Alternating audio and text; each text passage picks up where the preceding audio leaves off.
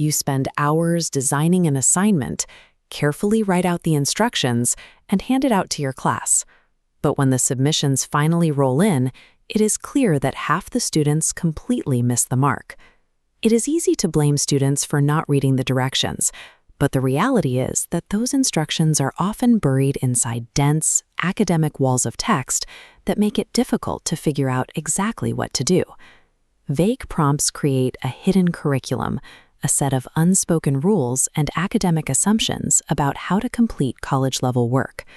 For first-generation or underserved students, navigating these unwritten expectations is a massive, frustrating barrier. If the structure of the assignment isn't explicitly clear from the start, the result is unequal learning outcomes across the classroom.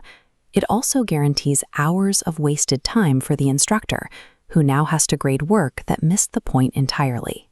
The solution is a framework called TILT, which stands for Transparency in Learning and Teaching. It's an evidence-based method for explicitly telling students exactly how to do the work and why they are doing it. Research shows that when instructors use TILT, students experience measurable increases in academic confidence, a stronger sense of belonging, and better overall success in the course.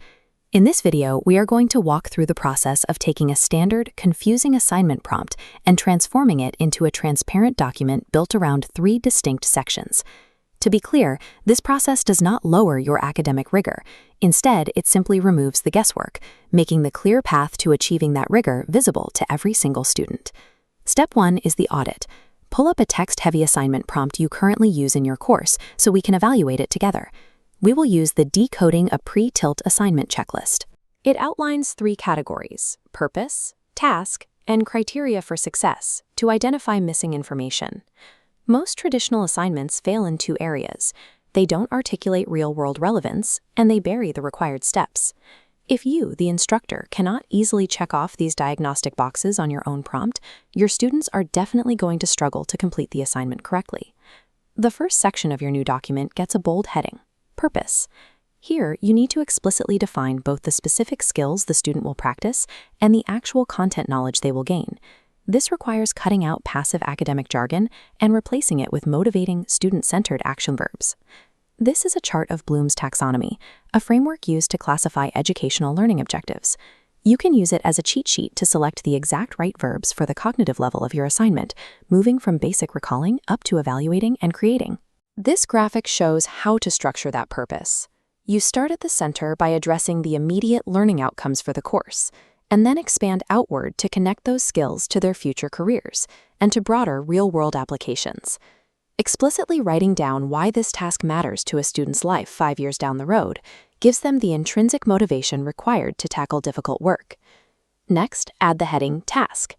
Take those dense paragraphs of instructions from your old prompt and break them apart into a clean, sequential, numbered list. This section must dictate the exact physical or digital activities the student needs to perform. Leave absolutely no room for assumptions about what they are supposed to be doing. A highly effective technique for the task section is to explicitly list common mistakes, roadblocks, or traps that previous students have fallen into.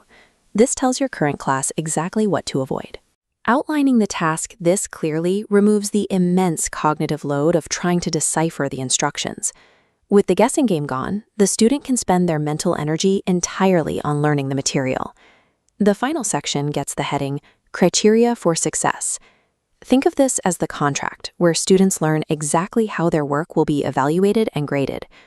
Looking at the transparent assignment template, we see how to format these metrics.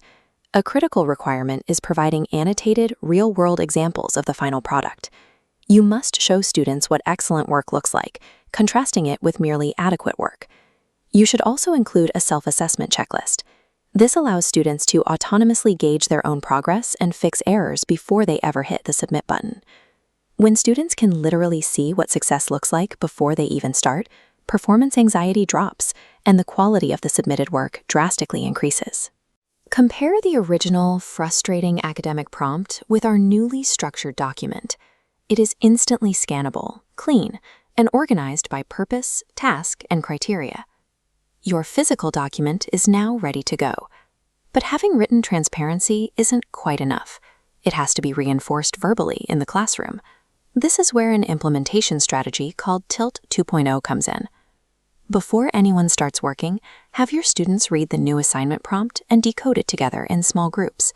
Ask the groups to explain the purpose, task, and criteria back to you out loud. This step immediately catches any lingering misalignments or confusion before the students go home to do the work. Making this upfront investment in document design directly leads to higher quality submissions. It creates a truly equitable playing field for all students, and it will result in a significantly quieter grading inbox for you.